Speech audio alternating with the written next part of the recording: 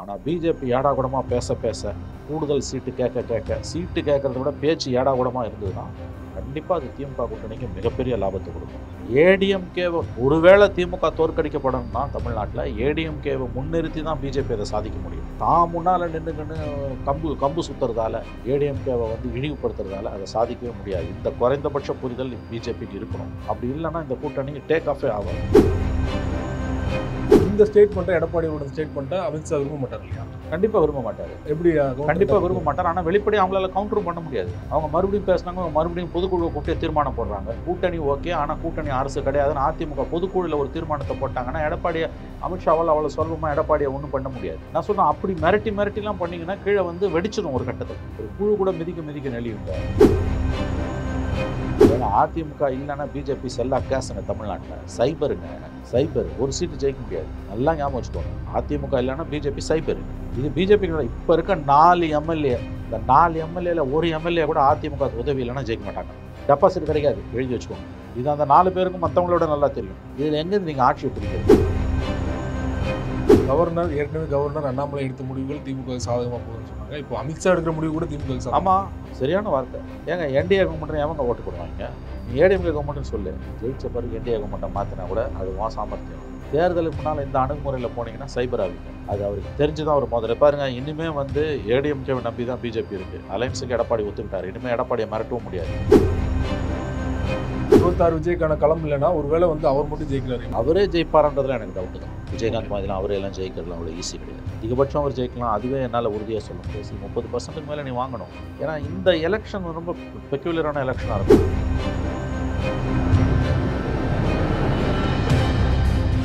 அரசியல் களம் நேயர்களுக்கு வணக்கம். இன்றைக்கு நம்மோட நேர்காணலுக்காக மூத்த பத்திரிகையாளரும் அரசியல் திறனாய்வாளருமான திருமிகு மணி அவர்கள் நம்மோடு இருந்திருக்கிறார். அவரோடு பேசலாம். சார் வணக்கம்.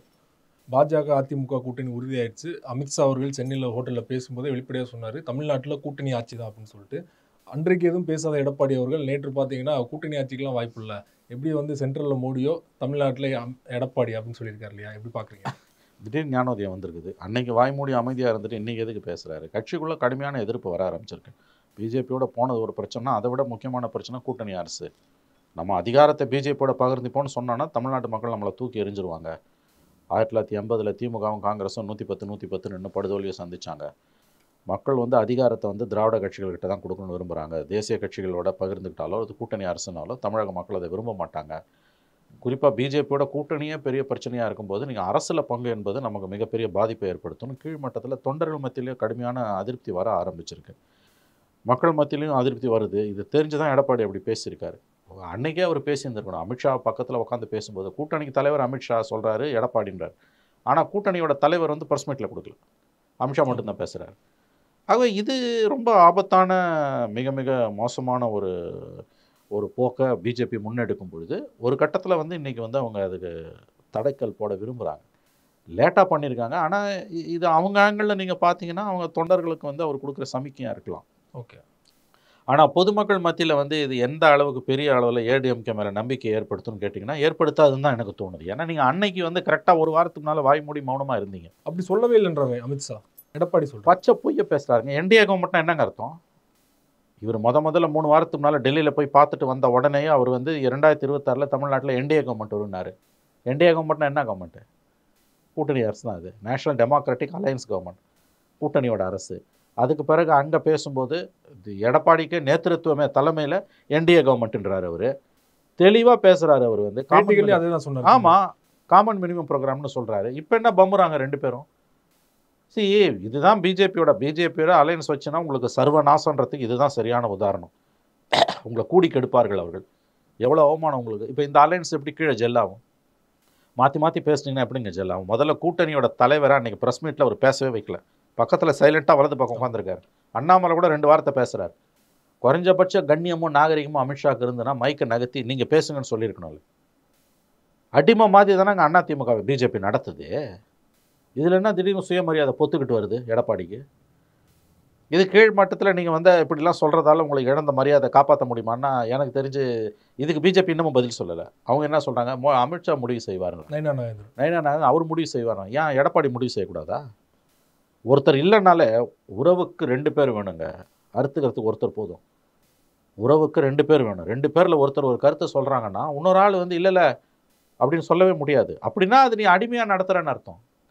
தமிழ்நாட்டில் அதிமுக இல்லைன்னா பிஜேபி செல்லா காசு. 4 சீட்டில் 1 சீட்டு கூட ஜெயிக்க முடியாது. பிஜேபியை தோளில் சுமக்கிறது அதிமுக. அப்போ எது இவ்வளோ ஆணவம்? பிஜேபியோட அரசியல் உறவு வைத்ததற்காக அதிமுக மிகப்பெரிய விலையை கொடுக்கும் தான் தோணுது. இந்த அலையன்ஸ் வந்து ஒரு பவர்ஃபுல் அலையன்ஸ், நான் மறுக்கல. திமுக மேலே இருக்க வெறுப்பு, இவங்க எல்லா கட்சியும் ஒன்று சேர்ந்துட்டு அது இன்னும் 1 இயரில் இன்னும் திமுக மீதான ஆன்டி இன்கம்பன்சி வளர தான் போகுது. அப்போ இவர்களுக்கு கண்டிப்பாக வந்து ஒரு வாய்ப்பு இருக்குது, கடுமையான போட்டி இருக்குது, எல்லாம் உண்மை. ஆனால் மாற்றி இப்படி பேசுனாங்கன்னா கூட்டணி அரசு கிடையாது அதிமுக அரசுன்னு எடப்பாடியும், என்டிஏ அரசுன்னு அமித்ஷாவும் பேசுகிறாங்கன்னா மக்களுக்கு நம்பிக்கை வராது. மக்கள் ஓட்டு போட மாட்டாங்க. இந்த புரிதல் வந்து 2 கட்சிக்கும் வேணும். அப்படி இல்லைன்னா அவங்க படுதோல்லியை சந்திப்பாங்க. இந்த அலையன்ஸ் கீழே ஜெல்லாவாது இப்படிலாம் பேசுனாங்கன்னா. அது 2 பேருக்குமே புரியல.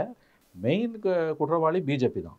அதிமுகவை அடிமை மாதிரி பிஜேபி நடத்ததோட விளைவு தான் இது. இப்போ இந்த எடப்பாடி அவரோட இந்த ஸ்டேட்மெண்ட் வந்து தொண்டர்களை வந்து ஒரு கட்டுப்படுத்துறதுக்கு ஒரு தற்காலிகமான ஒரு முடிவு அப்படி எடுத்துக்கணுமா, ஒரு கண்துடைப்பு நாடகம் எடுத்துக்கணுமா, இல்லை உண்மையிலேயே வந்து அவரோட ஸ்டேட்மெண்ட் வந்து உணர்ந்து கொடுத்துருக்காரு? இல்லைங்க, இது வந்து ஒரு இப்போதைக்கு தொண்டர்களோட அதிமுக தொண்டர்களோட மனதை குளிர்விக்கிறதுக்காக செய்யப்பட்ட மருந்து, அந்த காயத்துக்கு போட்ட மருந்து. இன்னும் 1 இயரில் வந்து பிஜேபி ஏடாகூடமாக பேசிக்கிட்டே இருந்தாங்கன்னா கீழே பிரச்சனை முத்தும். ஏதாவது ஒரு கட்டத்தில் தெளிவாக பிஜேபி சொல்ல வேண்டிய நிர்பந்தத்துக்கு வரும். அதிமுக ஆட்சி தான், நாங்கள் ஆட்சியில் பங்கு பெற மாட்டோம், கூட்டணி தான் ஆனால் அதிமுக தலைமையில் ஆட்சி தான். அங்கே எப்படி திமுக கூட்டணி ஆனால் திமுக ஆட்சியோ அதே மாதிரி அதிமுக கூட்டணி அதிமுக ஆட்சி தான் தெளிவாக பிஜேபி அனௌன்ஸ் பண்ணிட்டாங்கன்னா அதிமுக கூட்டணி வலுப்பெறும். நல்லா ஞாபகம் வச்சுக்கோங்க, இந்த கூட்டணி வெற்றி பெறுவதற்கான முக்கியமாக நம்பர் 1 காரணியாக எது இருக்குன்னா, எந்த அளவுக்கு பிஜேபி லோ ப்ரொஃபைலில் இருக்குதோ, சீட்டு கண்டெஸ்ட் பண்ணுறதும் குறைவாக இருக்கணும், ஏடிஎம்கேவை டிஸ்டர்ப் பண்ணுற மாதிரியான பேச்சுக்களை பேசக்கூடாது, ஆட்சியில் பங்குன்ற மாதிரியான கோஷங்களை வைக்கக்கூடாது, ரொம்ப லோ ப்ரொஃபைலில் இருக்கிற வரைக்கும் இந்த கூட்டணிக்கான வெற்றி வாய்ப்பு அதிகம், நான் உறுதியாக சொல்கிறேன். ஆனால் பிஜேபி ஏடாகூடமாக பேச கூடுதல் சீட்டு கேட்க சீட்டு கேட்குறத விட பேச்சு ஏடாகூடமாக இருந்ததுன்னா கண்டிப்பாக அது திமுக கூட்டணிக்கு மிகப்பெரிய லாபத்தை கொடுக்கும். ஏடிஎம்கேவை ஒருவேளை திமுக தோற்கடிக்கப்படணும்னா தமிழ்நாட்டில் ஏடிஎம்கேவை முன்னிறுத்தி தான் பிஜேபி அதை சாதிக்க முடியும். தான் முன்னால் நின்றுக்கின்னு கம்பு சுற்றுறதால ஏடிஎம்கேவை வந்து இழிவுபடுத்துறதால அதை சாதிக்கவே முடியாது. இந்த குறைந்தபட்ச புரிதல் பிஜேபிக்கு இருக்கணும். அப்படி இல்லைன்னா இந்த கூட்டணி டேக் ஆஃபே ஆகாது, இது மாபெரும் தோல்வியை சந்திக்கும். இந்த ஸ்டேட்மெண்ட்டை எடப்பாடியோட ஸ்டேட்மெண்ட்டை அமித்ஷா விரும்ப மாட்டார் இல்லையா? கண்டிப்பாக விரும்ப மாட்டார். எப்படி? கண்டிப்பாக விரும்ப மாட்டார். ஆனால் வெளிப்படையாக அவங்களால கவுண்டரும் பண்ண முடியாது. ஓகே, அவங்க மறுபடியும் பேசினாங்க, அவங்க மறுபடியும் பொதுக்குழுவை கூப்பிட்டு தீர்மானம் போடுறாங்க. கூட்டணி ஓகே, ஆனால் கூட்டணி அரசு கிடையாதுன்னு அதிமுக பொதுக்குழுவில் ஒரு தீர்மானத்தை போட்டாங்கன்னா எடப்பாடியை அமித்ஷாவால் அவ்வளோ சுலபமாக எடப்பாடியை ஒன்றும் பண்ண முடியாது. ஓகே, நான் சொல்கிறேன், அப்படி மிரட்டிலாம் பண்ணிங்கன்னா கீழே வந்து வெடிச்சிடும் ஒரு கட்டத்தில். ஒரு புழு கூட மிதிக்க நெளியுங்க. சரி, இப்போ அமித்ஷா மறுபடியும் கூட்டணி தான் என்டிஏ கவர்மெண்ட் தான் பேசுகிறாரு. இனிமேல் பேச மாட்டார், நான் சொல்கிறேன். ஏன்னா டைரெக்டாக மோத மாட்டார் அமித்ஷா. எப்பவுமே என்ன பண்ணுவார், ப்ராக்சிஸை விட்டு பேசுவார். அவங்க கூட்டணி இருக்க அண்ணாமலை 4 ட்வீட் போடுவார், என்டிஏ கவர்மெண்ட் தான் வரும். அந்த மாதிரி விருப்பத்துவாங்க ஏடிஎம்கேவை. அப்படி பண்ணாங்கன்னா ஏடிஎம்கே அடுத்த ஸ்டேஜுக்கு போய் பொதுக்குழுவை கூட்டி இந்த கூட்டணிக்கு ஒப்புதல் கொடுக்குறோம், ஆனால் கூட்டணி ஆட்சி கிடையாது, இது அதிமுக ஆட்சி தான், கூட்டணி ஆட்சி கிடையாது, என்டிஏ அலைன்ஸு, ஆனால் government ADMK government, NDA government கிடையாது அப்படின்னு ஒரு வலுவான தீர்மானத்தை, ஒட்டுமொத்த தீர்மானத்தை அதிமுக பொதுக்குழு போடுதுன்னு வச்சுக்கோங்க. அப்போ பிஜேபி என்ன பண்ணும்? ஏங்க, அதிமுக இல்லைன்னா பிஜேபி செல்லா கேஸுங்க. தமிழ்நாட்டில் சைபர் ஒரு சீட்டு ஜெயிக்க முடியாது. நல்லா ஞாபகம் வச்சுக்கோங்க, அதிமுக இல்லைன்னா பிஜேபி சைபர். இது பிஜேபி இப்போ இருக்க 4 எம்எல்ஏ, இந்த 4 எம்எல்ஏல ஒரு எம்எல்ஏ கூட அதிமுக உதவி இல்லைன்னா ஜெயிக்க மாட்டாங்க. டெபாசிட் கிடைக்காது, எழுதி வச்சுக்கோங்க. இது அந்த 4 பேருக்கும் மற்றவங்களோட நல்லா தெரியும். இதில் எங்கேருந்து நீங்கள் ஆட்சியை பிடிக்கிறது? கவர்னர் இருக்க சிபி ராதாகிருஷ்ணன் சொன்னார், வானதி நீ வேலுமணிலாம் ஜெயிச்சிருக்க மாட்டேன்னு. உண்மைதான் சொன்னார். உண்மைதான் எல்லாருக்கும் தெரியுங்க. அது அதிமுக இல்லைன்னா பிஜேபி சைபர். அப்புறம் எதுக்கு இவ்வளோ பேச்சு? அதனால் இதான் இது வந்து ரொம்ப அதிகமாக அதிமுகவை பிஜேபி ஆம் ட்விஸ்ட் பண்ணுச்சுன்னா திமுக ஜெயின்னு ஜெயிச்சு வந்து உட்காரும், 170 சீட்டு கூட வாங்கி உட்காரும். ஆனால் இவங்க உண்மையிலேயே டஃப் ஏடிஎம்கே அலைன்ஸை 21 மாதிரி ஒரு அலைன்ஸை வச்சு எடப்பாடியை சிஎம்மாக ஃபோக்கஸ் பண்ணி, ஏடிஎம்கே தலைமையில் தான் கூட்டணி அரசு கிடையாது, அது அதிமுக அரசு தான் தெளிவாக சொல்லி எலெக்ஷனுக்கு போனாங்கன்னா டஃப் ஆகிட்டு இருக்கும். நீ ஜெயிச்ச பிறகு என்ன வேணால் பண்ணிக்கலாம், ஆனா அப்படி போவாங்கன்னு நினைக்கிறீங்களா? பாஜகவோட நோக்கம் வந்து அது போக திமுக மாட்டாங்க. அந்த ஆணவம் தான் பாஜகவோட அந்த ஆணவம் தான் திமுகவுக்கு இன்னைக்கு உதவியா இருக்குது. திமுக ஜெயிக்கணும் ஜெயிக்கலையோ நம்ம வந்து 2வது இடம் நம்ம அதிமுக இடத்த இரணும் பிடிக்கணும் வரணும்னு நினைக்கிறாங்கல்ல, அது திமுக கொண்டு வந்து ஆட்சியில் உட்கார வைக்கும். அது எப்படின்னா கீழே அலைன்ஸ் ஜெல்லே ஆகாதுங்க. ம். இந்த அலைன்ஸை எந்த ஆண்டு தான் திமுக காரனும் கொண்டாடல. ஏன் கொண்டாடல? பிஜேபியோட உறவு இல்லைன்னு அறுத்தப்ப பொதுக்குழுவில் தீர்மானம் போட்டப்ப பட்டாசு வெடிச்சு ஸ்வீட்டு கொடுத்து கொண்டாடின அதிமுக வேற. ஒருத்தன் கூட இப்போ அலைன்ஸ் இருக்குன்னு சொன்னோன்னா ஏன் கொண்டாடல? கண்ணீர் விட்டு அழுதாங்க நேத்து. அழுதாங்க இல்லை, பட்டாசு வெடிக்க வேணாம், ஸ்வீட்டு கொடுக்க வேணாம், அழாமல் இருக்கலாம்ல, ஏன் கண்ணீர் விட்டு அழுகுறாங்க? இப்போ இந்த இடத்துல நயினார் நாகேந்திரன் அவர்கள் பேசும்போது மத்திய பாஜக தான் முடிவு பண்ணி சொல்லிட்டாரு. ஒருவேளை இதே இடத்துல அண்ணாமலை அவர்கள் இருந்து அவரோட ஒப்பீனியன் சொல்லியிருப்பார் இல்லையா? அவர் அவர் ஏழை மோதல் பேசியிருப்பாரு. என்டிஏ கவர்மெண்ட் தான் அவர் அதை முடிவு செய்கிற அதிகாரம் பிஜேபிக்கு தான், எடப்பாடிக்கு இல்லைன்னு ஓப்பனாக பர்சனல் அட்டாக் பண்ணுவார். இது அவங்க முடிவு பண்ணுவாங்கன்னு நயினார் நாகேந்திரன் சொல்கிறதும் அதே மாதிரி தான் இருக்குது கிட்டத்தட்ட. எடப்பாடி முடிவு பண்ண பிறகு பிஜேபி யாருங்க முடிவு பண்ணுறதுக்கு? அதிமுக அடிமை சாசனம் எழுதி கொடுத்து தாங்க பிஜேபி அலையன்ஸுக்கு போயிருக்கு. அலையன்ஸ் போனதை விட சரிங்க, சில சமயத்தில் அலையன்ஸ் போயிடுவாங்கங்க. ஆனால் அந்த அலையன்ஸ் அனௌன்ஸ் பண்ணும்போது அமித்ஷா நடந்து கொண்ட முறை எப்படிங்க இருக்குது? அதிமுகன்றது ஒரு பெரிய கட்சி, 30 ஆண்டுகளுக்கு மேலே தமிழ்நாட்டை ஆண்ட கட்சி, 53 ஆண்டு கால பாரம்பரியமிக்க கட்சி. அந்த கட்சியோட தலைவரை, முன்னாள் முதலமைச்சர், எதிர்கட்சி தலைவரை பக்கத்தில் உட்கார வச்சுக்கிட்டு அவர் தலைமையில் தான் தேர்தலை சந்திக்க போகிறோன்னு சொல்லிட்டு, ஆனால் அவரை ஒரு வார்த்தை கூட நீ பேச விடலை. எவ்வளவு தூரம் நீங்கள் இழிவுபடுத்திருக்கீங்க? எப்படி இந்த அலையன்ஸ் உருப்பிடும் கீழே? இது தெரிஞ்சு தான் அவர் இப்படி பேசுகிறாரு. நான் மறுபடியும் சொல்கிறேங்க, திமுகவுக்கு மாற்றா அதிமுக தலைமையில் ஒரு வலுவான கூட்டணி பிஜேபி உட்பட அமைஞ்சதுன்னா அந்த கூட்டணி திமுகவை வீழ்த்துறதுக்கு வாய்ப்புகள் அதிகம். நான் திரும்பவும் சொல்கிறேன், நான் முரண்பாடாக பேசுகிறதா நினைக்காதீங்க, நான் தெளிவாக தான் பேசுகிறேன். நான் இருக்கக்கூடிய பாசிபிலிட்டிஸை பற்றி பேசுகிறேன். அதிமுக தலைமையில் ஒரு வலுவான கூட்டணி, 2019 இருந்த அந்த வலுவான கூட்டணி, அந்த வலுவான கூட்டணி அதிமுக, பாமக, பாஜக, தேமுதிக, கிருஷ்ணசாமி, புதிய தமிழகம் கிருஷ்ணசாமி, ஜி.கே. வாசன், ஜான் பாண்டியன், இவர் புதிய தமிழகம் புதிய நீதி கட்சி, ஏசி சண்முகம், பாரிவேந்தர் எல்லாரும் ஒன்று சேர்ந்தாங்கன்னா அது ஒரு வலுவான கூட்டணி. ஆனால் அது எப்படி வலுவாக இருக்கும்னா அதில் அதிமுகவுக்கு தான் முக்கியத்துவம் கொடுக்கணும். பிஜேபி அமைதியாக பின்னால் இருக்கணும். மினிமம் சீட்ஸை தான் கண்டெஸ்ட் பண்ணணும். ஏடா கூடமாக பேசக்கூடாது. ஆட்சியில் பங்குன்ற வார்த்தைலாம் வாயிலேருந்து வரக்கூடாது.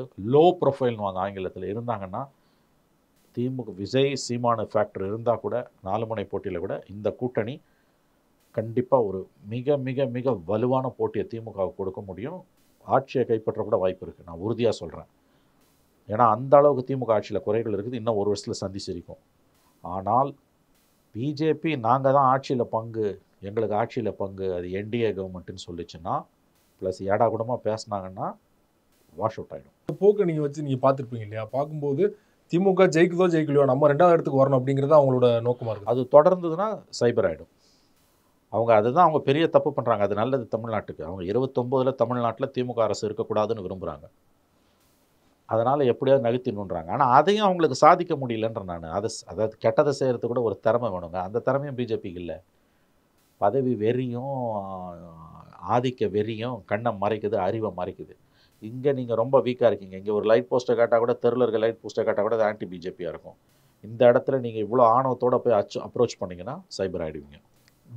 ஏற்கனவே கவர்னர் அண்ணாமலை எடுத்த முடிவுகள் திமுக சாதகமாக போகுதுன்னு சொன்னாங்க. இப்போ அமித்ஷா எடுக்கிற முடிவு கூட திமுக சாதகம். ஆமாம், சரியான வார்த்தை. ஏங்க என்டிஏ கவர்மெண்ட்னு எவங்க ஓட்டு போடுவாங்க? நீ ஏடிஎம்கே கவர்மெண்ட்னு சொல்லு. ஜெயிச்ச பிறகு என்டிஏ கவர்மெண்ட்டை மாற்றினா கூட அது உன் சாமர்த்தியம். தேர்தலுக்கு முன்னால் இந்த அணுகுமுறையில் போனீங்கன்னா சைபர் ஆவீங்க. அது அவருக்கு தெரிஞ்சு தான் அவர் முதல்ல பாருங்க. இனிமேல் ஏடிஎம்கேவை நம்பி தான் பிஜேபி இருக்குது. அலையன்ஸுக்கு எடப்பாடி ஒத்துக்கிட்டார். இனிமேல் எடப்பாடியை மிரட்டவும் முடியாது. ஆனால் இந்த ஆட்சியில் பங்குன்ற கதெல்லாம் கிடையாது. தான் சொல்கிறேங்க, மறுபடியும் இதே வார்த்தையை பிஜேபி கலப்புச்சுன்னா அவங்க ஏடிஎம்கே பொதுக்குழுவில் தீர்மானம் போட்டால் என்ன பண்ணுவீங்க? நீங்கள் எல்லா நேரத்துலையும் எல்லாரையும் அடக்கி ஆள முடியாதுங்க. ஒரு கட்டம் வரும், அப்போ இந்த மக்கள் பிஜேபியை அகில இந்திய அளவிலேயே பிஜேபியை தூக்கி எறிவார்கள். அதனால் வந்தே தீரும். லோ ப்ரொஃபைலாக போகிறது கூட்டணி நல்லதுன்னு சொன்னீங்க. ஆனால் அண்ணாமலை அவர்கள் 70 to 80 சீட்டு கேட்க சொல்கிறதா டெல்லி பாஜக அதாங்க உசுப்பி விடுறதுங்க. இப்படிதான் பேசி தான் ஒரு பிஜேபியை இங்கே வளர விடாமல் பண்ண. அது நல்லது, அவர் அண்ணாமலை அப்படியே இருக்கட்டும். ஆனால் அவர் தேசிய அளவில் பிஜேபிக்கு அவங்களுக்கு புத்தி இருந்ததுன்னா அண்ணாமலை பேச்சை கேட்க மாட்டாங்க அவங்க. நீங்கள் ஒரு கட்டத்துக்கு மேலே எந்த ஒரு கட்சியும் ரொம்பலாம் அடக்கி ஆள முடியாது. வேணான்னு முடிவு பண்ணிட்டா என்ன பண்ணுவேன்? நீங்கள் 26 திமுக வலுவாக உட்காந்துருச்சுன்னா 29 பிஜேபிக்கு பெரிய நெருக்கடி. மறந்துடாதீங்க, தமிழ்நாடு தான் பிஜேபி ஆட்சிக்கு டெல்லியில் இறுதி மணி அடிக்கும். நல்லா ஞாபகம் வச்சுக்கோங்க. இல்ல வேணாம்னு எடப்பாடி சொல்ல முடியும்னு நினைக்கிறீங்களா? ஏன்னா ரெட்டலை அதுக்கு வழக்கு வாய்ப்பு வருது, குறைவு. அதுக்கு வாய்ப்பு குறைவு. ஆனா ஃபைட் பண்ண முடியும். ரெய்டு கைது அப்படிங்கிற ஒரு அச்சம் அதுதான் இருக்குது. அதுதான் வாய்ப்பு குறைவுன்னு தான் நான் ஒத்துக்கிறேன் நானு. ஆனா வந்து ரொம்பலாம் நீங்க மிரட்டவும் முடியாது. அவங்க திமிருவாங்க. அதான் நான் சொல்லல, பொதுக்குழுல போடுறோம். இப்ப தம்பிதுரை பேசிட்டாரு, கூட்டணி ஆட்சிலாம் ஆமா. கிடையாதுன்ட்டாரு. நான் பொதுக்குழுல அடுத்த ஸ்டேஜுக்கு போறேங்க. கட்சியோட செயற்குழு, பொதுக்குழு ஏதோ அடுத்த மாசம் செயற்குழு கூடுறாங்க. அதுக்கப்புறம் பொதுக்குழுவை கூட்டுறோம். Special general கவுன்சிலை கூட்டுறோம். கூட்டி நாங்க ஆட்சியில பங்கு இல்லைங்க, நாங்க தாங்க ஆட்சி அப்படின்ட்டா என்ன பண்ணுவ நீ? இந்த அமித்ஷா கதெல்லாம் இங்க வந்து அந்த பருப்பு வேகாது. 70 சீட் 80 சீட், அண்ணாமலை 200 சீட் கூட கேட்பாரு. குடுப்பாங்களா? அண்ணாமலைக்கு என்னங்க, தமிழ்நாட்டுல பிஜேபி நாசமா போணும். அது ஒண்ணு தானே. அவருக்கு ஏடிஎம்கே வளரக்கூடாதுங்க. அவருக்கு திமுக கன்டின்யூ ஆகணும். ஏன்னா திமுகவை இந்த 4 வருஷத்துல காப்பாத்தின முக்கியமான ஆள் அண்ணாமலை. டிஎம்கேக்கு எப்பெல்லாம் கிரைசிஸ் வருதோ அப்பெல்லாம் காப்பாத்தினது அண்ணாமலை. அவர் என்ன ரோலை ப்ளே பண்ணியிருக்காருன்னு பார்த்தீங்கன்னா நான் சொல்றது உங்களுக்கு புரியும். ஒரு பக்கம் கவர்னர் காப்பாத்துறாரு, ஒரு பக்கம் அண்ணாமலை காப்பாத்துறாரு. இன்னைக்கு தலைவர் பதவியிலேருந்து மாற்றின பிறகும் அவரை தமிழ்நாடு விஷயங்களில் தொடர்ந்து கருத்து தெரிவிக்க அகில இந்திய பாஜக அனுமதிக்குமே. ஆனால் அது இந்த அலையன்ஸுக்கு வந்து கண்டிப்பாக பெரியதொரு நெருக்கடியாக மாறும். சமீபத்தில் துக்ளக் குருமூர்த்தி ஒரு பேட்டி கொடுத்தாரு. அந்த பேட்டியில் பார்த்தீங்கன்னா அதிமுகவோட முதல் சாய்ஸ் வந்து பாஜக இல்லை, அதிமுகவோட முதல் சாய்ஸ் வந்து விஜய் அவர்கள் தான் இருந்தார். அவர் சரிபாதி சீட்டு கேட்டார், ஆட்சியில் பங்கு கேட்டார். அதுவும் இல்லாமல் முதல் 2.5 வருஷம் நான் தான் ஆட்சிக்கு வருவேன், ஆட்சியில் இருப்பேன் அப்படின்னு சொன்னதாக அவர் சொல்லியிருக்காரு இல்லையா? எந்த அளவுக்கு சார்? ஒரு பாதி உண்மை. ஏடிஎம்கேவோட சாய்ஸ் வந்து விஜய்ன்னு அவர் சொல்கிறது, குருமூர்த்தி சொல்கிறது உண்மை. ஆனால் அதில் பேச்சுவார்த்தை நடந்துகிட்டு இருந்தது. ஒரு கட்டத்தில் விஜய் இறங்கி வந்திருப்பார். அந்த நேரத்தில் தான் அமித்ஷா பிஜேபி வந்து மிரட்டல் வேலையை, பிளாக்மெயில் வேலையை ஆரம்பித்து தான் எடப்பாடியை உள்ளே கொண்டு வந்திருக்காங்க. அவங்க ஸ்மெல் பண்ணிட்டாங்க, அவங்க க்ளீனாக அவங்க ஸ்மெல் பண்ணிட்டாங்க. அவங்களுக்கு உளவுத்துறை இருக்கும் இல்லையா, ஈஸியாக ஸ்மெல் பண்ணிட்டாங்க அவங்க. குருமூர்த்தி சொல்கிறது ஒரு பாதி உண்மை. ஏடிஎம்கேவோட ஃபஸ்ட்டு சாய்ஸ் விஜய்ன்றது உண்மை. ஆனால் அந்த பேச்சுவார்த்தை முறிஞ்சதுக்கு காரணம் விஜயோட அதீதமான டிமாண்ட்ஸ் கிடையாது. ஓகே. பிஜேபி வெளிப்படையாக தன்னுடைய அதிகாரத்தை பயன்படுத்தி ஏடிஎம்கேவை மிரட்ட ஆரம்பிச்சிட்டாங்க, முன்னாள் அமைச்சர்கள். ஏன்னா இவங்க 4 வருஷம் கொள்ளாடிச்சாங்கல்ல தமிழ்நாட்டை.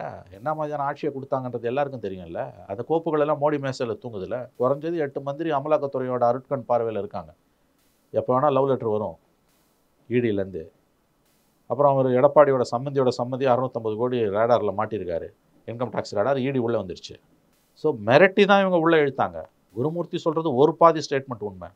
அந்த விஜயோட டிமாண்டு ஒத்துக்காமல் அவங்க பிஜேபிக்கு வந்தாங்கிறது பச்சை போய். அது குருமூர்த்தி வழக்கமாக பேசுறது. ஒவ்வொரு அணுக்காலையும் குருமூர்த்திக்கு போய் தான். அதில் எந்த சந்தேகம் வேணால் அரிதாக உண்மை பேசுவார். அதில் ஒரு உண்மை, பாதி உண்மை எதுனா விஜயோட அவங்க ஃபஸ்ட்டு சாய்ஸ் விஜய்ன்றது குருமூர்த்தி சொன்னது உண்மை. பட் அவங்க விஜயோட போகாமல் பிஜேபிக்கு வந்தது காரணம் விஜயோட டிமாண்ட் கூடன்றது கிடையாது. இவங்க மிரட்டி கூட்டின்னு வந்திருக்காங்க, அவ்வளோதான். Carat and stick policy. AIADMK கூட்டணிக்கு 2Gல எப்படி வந்து காங்கிரஸ் திமுக மிரட்டிச்சோ அந்த மாதிரி இன்னைக்கு பிஜேபி ஏடிஎம்கே மிரட்டி கொண்டு வருது. அதிமுக கூட்டணிக்கு விஜய் தயாராக இருந்தார். பேச்சுவார்த்தை நடந்ததெல்லாம் உண்மை. அது அத்தனையும் உண்மை. அந்த செய்தி உண்மை. அவர் வந்து டெப்டி சிஎம் கேட்டார், சுழற்சி முறையில் சிஎம் வரைக்கும்லாம் பேச்சுவார்த்தை போச்சு. ஒரு கட்டத்தில் கொஞ்சம் இறங்கி வந்தார், 80 சீட் வரைக்கும் வந்தாருன்னெலாம் சொல்கிறாங்க. அதெல்லாம் உண்மைதான். குருமூர்த்தியோட அந்த ஒரு ஸ்டேட்மெண்ட்டில் பாதி உண்மை பாதி பொய். ஒருவேளை அந்த கூட்டணி அமைஞ்சிருந்தா எந்த மாதிரியான ஒரு தாக்கத்தை ஏற்படுத்தினீங்க? அதிமுக விஜய் கூட்டணி அமைஞ்சிருந்தால் தமிழ்நாட்டில் ஆட்சி மாற்றம் சத்தியமாக நிகழ்ந்திருக்கும். திமுக ஆட்சி தூக்கி எறியப்பட்டிருக்கும். எழுதி வச்சுக்கோங்க. அந்த கூட்டணி மட்டும் வந்திருந்ததுன்னா அது ஸ்வீப் பண்ணியிருக்கோம். அது திமுகவுக்கு நல்லா தெரியும், பிஜேபிக்கு அதை விட நல்லா தெரியும். அப்படி வந்துச்சுன்னா இவங்க என்ன லாலிபாப் வச்சு சாப்பிட்டு உட்காந்துருப்பாங்க. பிஜேபிக்கு எந்த அதிகாரமும் இல்லாமல் திமுக மாதிரி அதிமுக வந்து அவனுக்கு என்னங்க லாபம்? அதனால் எந்த எல்லைக்கும் அவங்க போவாங்க. சாதாரணமாக சில காய்களை நகர்த்துனாங்க. அதிமுகவோட எங்கே தொட்டால் அதிமுக வலிக்குமோ அங்கெல்லாம் தொட்டாங்க, இந்த பக்கம் வந்துட்டாங்க, அவ்வளோதான். இப்போ விஜய்க்கு ஒரே வாய்ப்பு வந்து ஒரு தனித்து போட்டிடுறதுனா, இல்லைனா விஜய்க்கு வேறு எந்த வாய்ப்பும் இல்லை. சீமானோட போக மாட்டார். ஓகே. விஜயோட ஒரே வாய்ப்பு தனித்து போட்டிடுறது தான். 26 விஜய்க்கான களம் கிடையாது. விஜய் வந்து 26ல் பெருசாக எந்த தாக்கத்தையும் ஏற்படுத்த முடியாது. நாள் நெருங்க ஓட்டை உடைக்கலாம். ஒரு விஷயம், ஒரு ஓட்டை உடைக்கிறதால திமுக எவ்வளோ தூரம் லாஸ்ன்றது தான் நம்ம பார்க்கணும். ஏன்னா அவர் ஏடிஎம்கே ஓட்டையும் உடைக்கிறாரு, டிஎம்கே ஓட்டையும் உடைக்கிறார். அதிகமாக சேதமாகுது.